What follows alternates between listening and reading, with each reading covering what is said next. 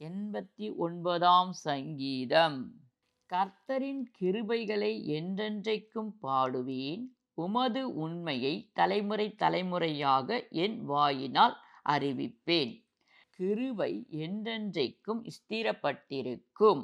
உமது உண்மையை வானங்களில் ஸ்தாபிப்பீர் என்றேன்.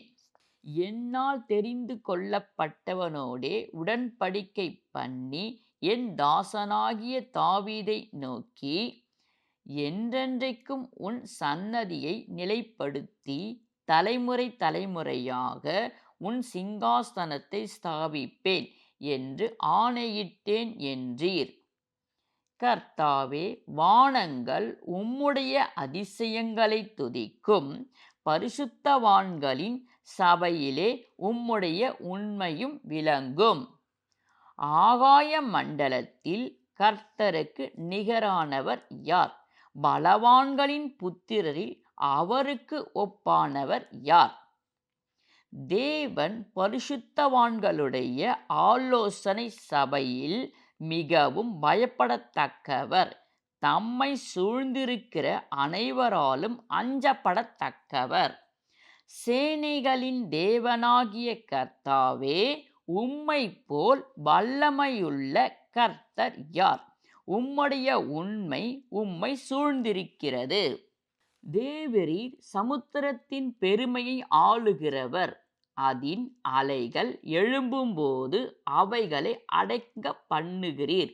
நீர் ராகாப்பை வெட்டுண்ட ஒருவனைப் போல் நொறுக்கினீர். உமது வல்லமையான புயத்தினாலே உம்முடைய சத்துருக்களை சிதறடித்தீர். வானங்கள் உம்முடையது, பூமியும் உம்முடையது. பூலோகத்தையும் அதிலுள்ள யாவையும் நீரே அஸ்திபாரம் படுத்தினீர். வடக்கையும் தெற்கையும் நீர் உண்டாக்கினீர். தாபோரும் எர்மோனும் உம்முடைய நாமம் விளங்க கெம்பீரிக்கும். உமக்கு வல்லமையுள்ள புயம் இருக்கிறது. உம்முடைய கரம் பராக்கிரயம் உள்ளது. உம்முடைய வலது கரம் உன்னதமானது. நீதியும் நியாயமும் உம்முடைய சிங்காசனத்தின் ஆதாரம். கிருபையும் சத்தியமும் உமக்கு முன்பாக நடக்கும். கெம்பீர சத்தத்தை அறியும் ஜனங்கள் பாக்கியமுள்ளவர்கள். கர்த்தாவே, அவர்கள் உம்முடைய முகத்தின் வெளிச்சத்திலே நடப்பார்கள். அவர்கள் உம்முடைய நாமத்தில் நாடோறும் களிகூர்ந்து உம்முடைய நீதியால் உயர்ந்திருப்பார்கள். நீரே அவர்கள் பலத்தின் மகிமையாயிருக்கிறீர். உம்முடைய தயவினால் எங்கள் கொம்பு உயரும். கர்த்தரால் எங்கள் கேடகமும் இஸ்ரவேலின் பரிசுத்தரால் எங்களுடைய ராஜாவும் உண்டு. அப்பொழுது நீர் உம்முடைய பக்தனுக்கு தரிசனமாகி சகாயம் செய்யத்தக்க சக்தியை ஒரு சௌரியவான்கள் மேல் வைத்து ஜனத்தில் தெரிந்து கொள்ளப்பட்டவனை உயர்த்தினேன். என் தாசனாகிய தாவீதை கண்டு பிடித்தேன். என் பரிசுத்த தைலத்தினால் அவனை அபிஷேகம் பண்ணினேன். என் கை அவனோடே உறுதியாயிருக்கும். என் புயம் அவனை பலப்படுத்தும். சத்ரு அவனை நெருங்குவதில்லை. நியாயக்கேட்டின் மகன் அவனை ஒடுக்குவதில்லை. அவன் சத்துருக்களை அவனுக்கு முன்பாக மடங்கடித்து அவனை பகைக்கிறவர்களை வெட்டுவேன். என் உண்மையும் என் கிருபையும் அவனோடு இருக்கும். என் நாமத்தினால் அவன் கொம்பு உயரும். அவன் கையை சமுத்திரத்தின் மேலும் அவன் வலது கரத்தை ஆறுகள் மேலும் ஆளும்படி வைப்பேன்.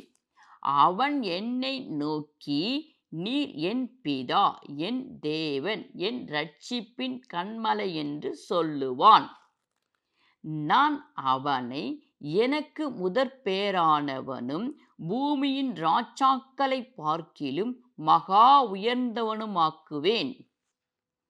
என் கிருபையை என்றென்றைக்கும் அவனுக்காக காப்பேன். என் உடன்படிக்கை அவனுக்காக உறுதிப்படுத்தப்படும். அவன் சன்னதி என்றென்றைக்கும் நிலைத்திருக்கவும் அவன் ராஜசனம் வானம் உள்ள மட்டும் நிலை நிற்கவும் செய்வேன்.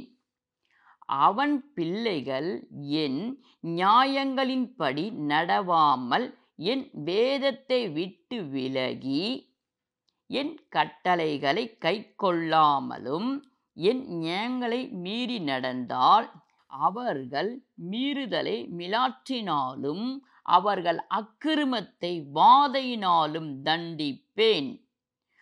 ஆனாலும் என் கிருபையை அவனை விட்டு விலக்காமலும் என் உண்மை பிசுங்காமலும் இருப்பேன்.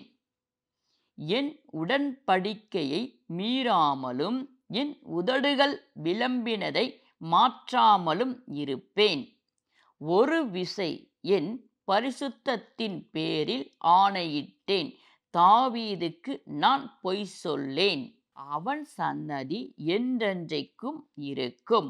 அவன் சிங்காசனம் சூரியனைப் போல எனக்கு முன்பாக நிலை நிற்கும். சந்திரனைப் போல அது என்றென்றைக்கும் உறுதியாயும் ஆகாய மண்டலத்து சாட்சியைப் போல் உண்மையாயும் இருக்கும் என்று விளம்பினீர்.